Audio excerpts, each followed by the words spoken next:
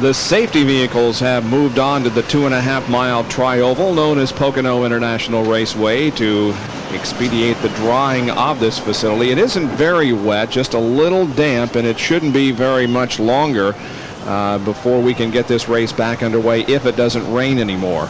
And every one of those drivers in those safety vehicles is daydreaming about being Rusty Wallace and driving around this Pocono International Raceway. They're doing it at 50 miles an hour, but there's no doubt in their mind if they was in that Miller Genuine Draft Pontiac, they too could be sitting there hoping it was going to rain. Well, Jerry Punch a few minutes ago talked with the Western Auto mechanic of the race, Tim Brewer, who is the crew chief on Junior Johnson's number 11, driven by Jeff Bodine.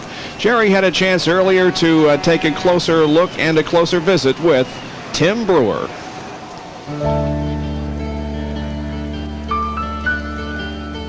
Tim Brewer's calmed down a lot in the last 5 years. He used to be pretty headstrong, hard-headed.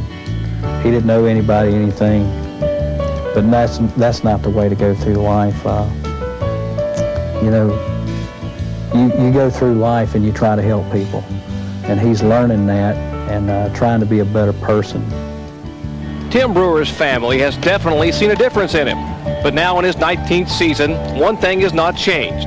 From his early days with Richard Childress to his present times with Junior Johnson, Brewer has had a fierce desire to win, a desire that has become an integral part of his personality.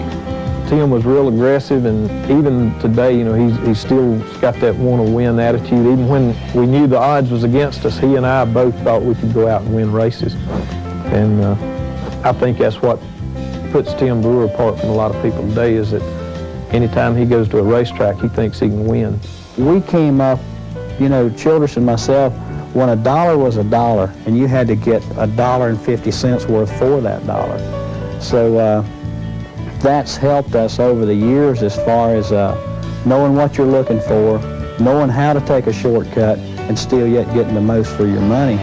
So it's just one of those situations. We came up on the poor side of town, I mean literally. And you know, it's two ways to survive on the poor side of town. You either get tough or die.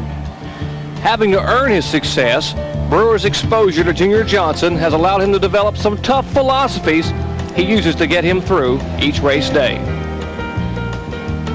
You know, it's one on the side of my toolbox. It says, you show me a good loser, and I'll show you a loser. You know, I'm not going to congratulate anybody for kicking my butt and taking money out of my pocket at what I do for a living. As far as going in and psyching somebody out, my approach would be there, if you think you can't, you're probably right. So, you know, you got that guy beat going in. Nobody has ever set anybody down at Junior Johnson and explained the definition of quit to them, because we don't know how to quit. We're not going to quit.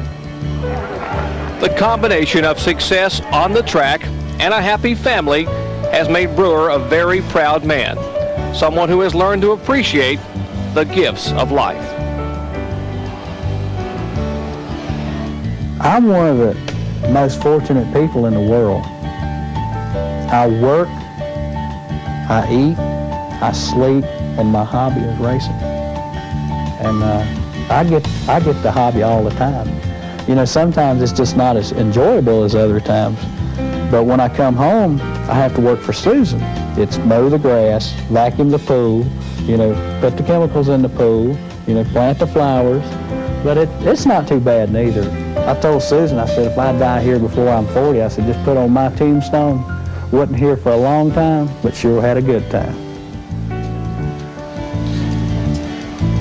Tim Brewer, the crew chief on the number 11 Budweiser Ford, driven by Jeff Bodine, who today has been named Western Auto Mechanic of the Race.